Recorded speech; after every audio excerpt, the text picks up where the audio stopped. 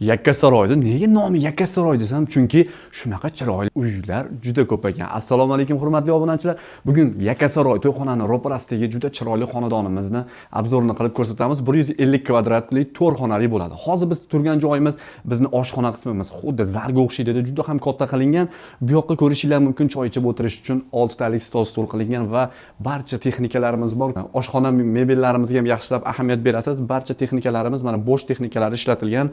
Posuda mo'ykalarimizgacha bor va balkonimiz ham bor. Bu yoqda esa bo'sh texnikalari, ya'ni mikrovolnovka, duxovka, xolodilniklarimiz joylashgan. Mana shu oshxonada choyni ichib turib, bu yoqqa bemalol o'tib, dam olib televizorlarni ko'rsangiz bo'ladi. Juda ham katta kartinkalarimiz o'rnatilgan, yumshoq mebellarimiz. Xullas, oshxonamiz juda ham ideal darajada. Endi sizlarni kirosh qismimiz bilan tanishtirib o'taman.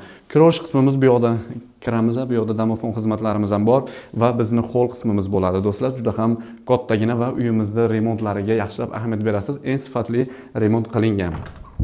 Bu yoqda esa bizni bitta yotoqxonamiz joylashgan. Ko'rishingiz mumkin, barcha qulaylik sharoitlarga ega. Mana bu yoqda ayollarimiz uchun komodlari va spalnilarimiz va bu taraflarimizda esa bizni shkaflarimiz joylashgan va kartinkalarimiz. Xullas, uyimizda hamma narsasi avtorskiy remont asosida eng chiroyli, eng sifatli narsalar ishlatilgan. Bu yoqda yana bitta kattalar spalnisi keladi. Ko'rishingiz mumkin, bu uyimiz umli dom, ya'ni Alisa yordamida boshqarsanglar ham bo'ladi. Mana kattagina spalnilari, konditsionerlarimiz bor, komodlarimiz bor, televizorlarimiz bor. Bu yoqda esa bizni kiyimlarimiz uchun shkaf qismimiz bor va o'zini bu tarafimizda sanuzel qismi joylashgan. Marhamat, ko'rishingiz mumkin. Sanuzelimizda barcha qulaylik sharoitlarga ega.